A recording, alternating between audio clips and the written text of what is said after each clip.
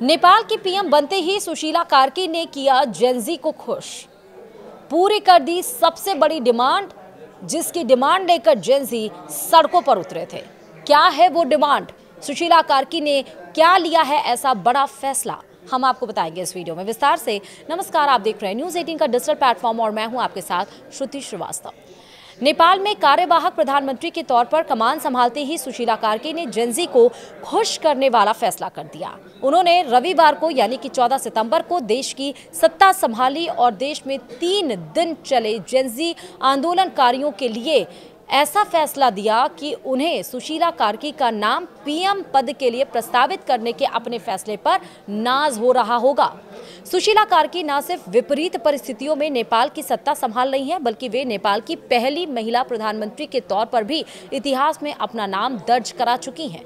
सुशीला कार्की ने रविवार यानी कि 14 सितंबर को अंतरिम पीएम के तौर पर चार्ज लेने के साथ ही पहली बार राष्ट्र को संबोधित भी किया। उन्होंने कहा कि नेपाल की सत्ता उनके हाथ में ऐसे वक्त में आई है कि वे इसे लेकर खुश होने के बजाय बड़ी जिम्मेदारी मानकर इसे सबके सहयोग से पूरा करेंगे। उन्होंने देश में 27 घंटे तक चले हिंसक प्रदर्शनों का जिक्र करते हुए कहा कि देश का काफी नुकसान हुआ है और ऐसी लूटपाट नेपाल ने इतिहास में पहली बार देखी है। सुशीला कार्की ने अपने संबोधन के दौरान जेनजी आंदोलनकारियों के लिए ऐसा फैसला किया कि गर्व महसूस करेंगे जेनजी। सुशीला कार्की ने इस आंदोलन में मारे गए सभी युवाओं को सरकारी रूप से शहीद घोषित किया जाएगा, ये फैसला लिया है। राष्ट्रीय संबोधन में कार्की ने कहा कि उनकी सरकार मारे गए युवाओं के परिजनों को आर्थिक मदद देगी और घायलों को भी सहायता दी जाएगी।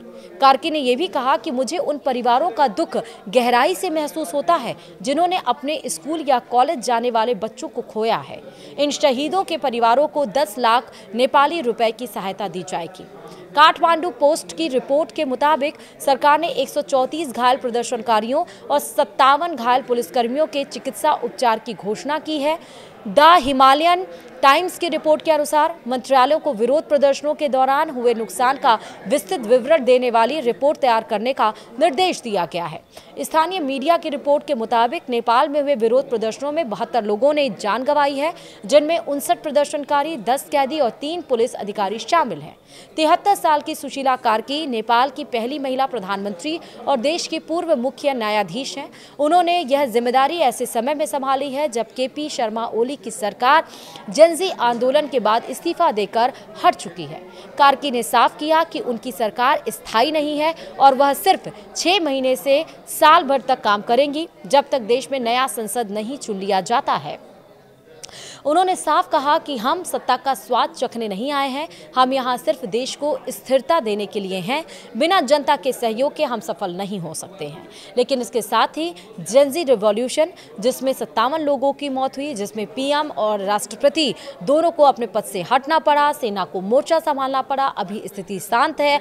हजारों करोड़ का नुकसान हुआ। संसद भवन में आग लगी, हाईकोर्ट में आग लगी, हिल्टन होटल में आग लगी, पुलिस स्टेशनों में आग लगी, कई सारी गाड़ियां आगजनी में उसका शिकार हुई। जैसा हमने बताया, हजारों करोड़ों नुकसान में 57 लोगों ने इसमें जान गंवा दी। उसके प्रति सुशीला कार्की बेहद संवेदनशील नजर आ रही है और उन्होंने सभी को शहीद का दर्जा देने की बात कही है। और इसी बात से जेनजी आंदोलनकारी काफी ज्यादा खुश नजर आ रहे हैं और सुशीला कार्की का नाम अंतरिम सरकार के लिए देने जाने पर उन्हें गर्व महसूस हो रहा है। वीडियो में इतना ही। नमस्कार।